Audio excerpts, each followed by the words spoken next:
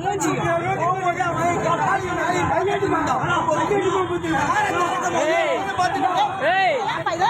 தப்பு, யாருமே கேட்க மாட்டேன்றாங்க.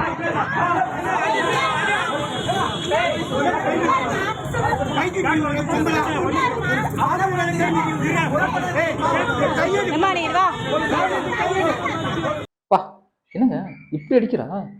வயசுல மூத்தவரும் கூட பார்க்காம. சரி, எங்க நடந்தது, என்ன நடந்தது அப்படின்றத இந்த வீடியோவில் பார்க்கலாங்க. ஒரு நாள் முன்னாடி வேலைக்கிழமை எல்லாருக்குமே தெரியும், உலகம் முழுக்க வந்து நம்மளோட விஜய் அண்ணா படம், அதாவது ஜனநாயகன் படம் ரிலீஸ் ஆச்சு அப்படின்னு எல்லாருக்குமே தெரியும். அது தாம்பரத்தில் ரிலீஸ் ஆயிருக்குங்க. என்ன அப்படின்னா, தாம்பரத்தில் ராஜாஜி சாலை பக்கத்தில் நேஷனல் தேட்டர் பார்த்தீங்களா, அங்கே வந்து பார்த்தீங்கன்னா ஒரு சென்னையை சேர்ந்த ஒரு பொண்ணு வந்து படம் பார்க்க போகிறாங்க. படம் பார்த்துட்டு வெளியில் வராங்க, காரில் வெளியில் வரும்போது அங்கே இருக்க செக்யூரிட்டி பார்த்து மெதுவாக போகுமா அப்படின்னு கொஞ்சம் ஒரு சின்ன வாக்குவாதம் தான். அதில் அவர் சொன்ன ஒரு வார்த்தை அப்படின்னா, பார்த்து போமா அப்படின்னு. அந்த பொண்ணு கோவப்பட்டு இறங்கி அந்த பெரியவரை, அதை அங்கே இடத்துல செக்யூரிட்டியாக வேலை செய்கிற பொழுது அவரை அங்கேருந்து அடித்து அசிங்கமாக பேசி சட்டையெல்லாம் கிழிச்சு அந்த பொண்ணு அதான் பண்ணிட்டு இருக்கா. இதுதான் நடந்தது, சின்ன வாக்குவாதம் பாருங்க. எவ்வளோ சின்ன பொண்ணு, அவங்க அப்பா வயசு இருக்குங்க. அவரை கொஞ்சம் கூட மனசாட்சியே இல்லாமல் அவர் ஏதோ செய்யக்கூடாத தப்ப ஏதோ செஞ்சா மாதிரி அவரை போட்டு அப்படி அடிச்சிட்டு இருக்கா அந்த பொண்ணு. இதில் கொடுமை என்ன அப்படின்னு பார்த்தீங்கன்னா, அங்கே இருக்கிற ஒரு லேடி வந்து சொல்லுது அந்த பொண்ணு மேலே தான் தப்புன்னு சொல்லுது. ஆனால் அங்கே இருக்கிற யாருமே அதை வந்து தடுத்தாமே தெரியலைங்க. பார்க்குறவெல்லாம் வந்து நிறுத்தமா அப்படின்னு சொன்னதை யாரும் அந்த பொண்ணை தடுத்து நிறுத்துற மாதிரியே என்னன்னு தெரியல. இதில் இன்னொரு விஷயம் என்ன அப்படின்னு, அங்கே சில பேர் பேக்ரவுண்டில் நிற்கிறாங்க, அவனுக்கு யாருமே சரி எந்த ஒரு ஏதோ ஒரு சாதாரண விஷயம், 2 பேரும் பேசுகிற மாதிரி இப்படியே கை கட்டி நின்றுட்டு இருக்காங்க. அதெல்லாம் பார்க்கும்போது ரொம்ப கஷ்டமா இருக்குங்க. சில பேர் அங்கே வந்து தடுக்கலன்னு சொல்லியிருந்தேன், அதுக்கு ஒரு சில காரணம் இருக்கலாங்க. ஏன்னா வந்து மேபி பொண்ணுங்க மேலே எங்களுக்கு தெரியாமல் கைப்பட்டா என்ன ஆபாசமாக தொட்டுட்டான் அப்படின்னு வந்து பொண்ணுங்க வந்து சொல்கிறதுக்கான வாய்ப்புகள் நிறைய இருக்குது.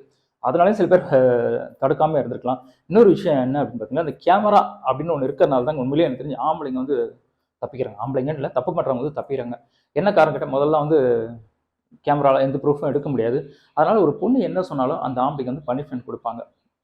ஆனால் இப்போ அப்படி கிடையாதுங்க. கேமராவில் வந்து எல்லாம் ரெக்கார்ட் ஆகிருக்கு, வாய்ஸ்லேருந்து வீடு எல்லாம் ரெக்கார்ட் ஆகிறதுனால பொண்ணு சொன்னால் இப்போ யாரும் வந்து நம்புறது என்ன வீடியோவில் என்ன இருக்கோ, என்ன பதிவாயிருக்கோ அதை பார்த்து தான் வந்து பனிஷ்மெண்ட் கொடுக்குறாங்க. உண்மையிலேயே கேமரா வந்து ஒரு நல்ல விஷயங்க. அதை தப்பாக யூஸ் பண்ணுறாங்க, அது ஒரு நல்ல விஷயம். அதனால தான் எனக்கு தெரிஞ்சு நிறைய ஆம்பளைங்க வந்து பிரச்சனை தப்பிக்கிறாங்க. ஏன்னா நான் கூட ஒரு வருஷத்துக்கு முன்னாடி வேற ஒரு வீடியோ நான் பேசியிருப்பேன். ஒரு பொண்ணை வந்து ஒருத்த வந்து கற்பழிச்சிட்டான் அப்படின்ட்டு அந்த பொண்ணு வந்து ரிப்போர்ட் பண்ணுறான். அதாவது அவள் வந்து ப்ரெக்னென்ட் ஆகிட்டா. அவள் வந்து போலீஸில் ரிப்போர்ட் பண்ணி அவனை வந்து அவங்க மாமா அவனை வந்து கைது பண்ணிட்டாங்க. கைது பண்ணி 2 வருஷம் பனிஷ்மெண்ட்டை அனுபவிச்சிட்டான். அவன் சொல்லியிருக்கான், என் மேலே எந்த தப்புமே கிடையாது, நான் எதுவும் பண்ணது அந்த வயிற்றில் இருக்கிற குழந்தைக்கு எனக்கும் வந்து எந்த சம்மந்தமும் இல்லைன்ட்டு. ஆனால் போலீஸ் கேட்கல. ஆனால் அவனை கைது பண்ணி 2 வருஷம் பனிஷ்மெண்ட்டை அனுபவிச்சிட்டான். அப்போ நடுவில் என்ன டிஎன்ஏ டெஸ்ட் வேறு எடுத்து பாருங்கன்னு முதலே சொன்னானா, அது யாரும் கேட்கல.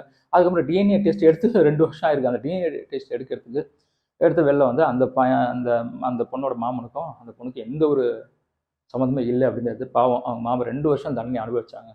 அந்த மாதிரி கேமரான்றது உண்மையிலேயே வந்து ஒரு நல்ல விஷயம். இல்லை, நான் கேட்குறேன், பணம் இருந்தால் என்ன வேணால் பண்ணலாம் அப்படின்னு ஒரு விஷயம் இருக்கா?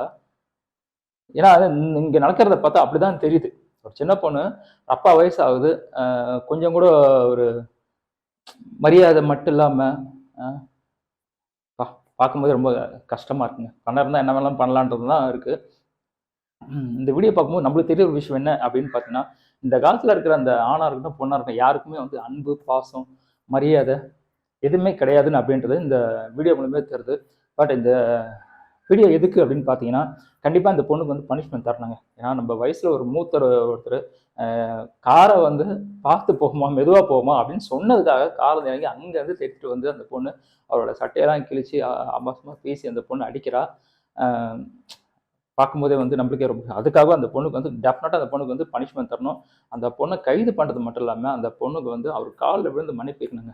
ஏன்னா வயசில் இருக்க ஒருத்தர் இப்படி கை நீட்டி அடிச்சிருக்கா எல்லார் முன்னாடியும். அவ ஏதோ ஒரு பெரிய தப்பு பண்ண மாதிரி அவருக்கு வந்து அவ்வளோ பெரிய தண்டனை ஒரு சின்ன பொண்ணு அவ பண்ணியிருக்கா. அதனால் அந்த பொண்ணை கண்டிப்பாக வந்து கைது பண்ணணும்.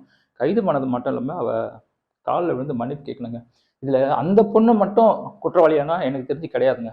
அந்த பொண்ணு மட்டும் குற்றவாளி கிடையாது, அந்த பொண்ணு பெற்றவங்களும் தான். ஒரு பொண்ணாகட்டும் ஆணாக இருக்கட்டும், பெற்றவங்க என்ன பண்ணணும், பெரியவங்ககிட்ட எப்படி நடந்துக்கணும், அன்புனா என்ன, பாசனா என்ன, ஒழுக்கனா என்ன, எல்லாத்தையும் வந்து சொல்லி கொடுத்து வளர்க்கணும்.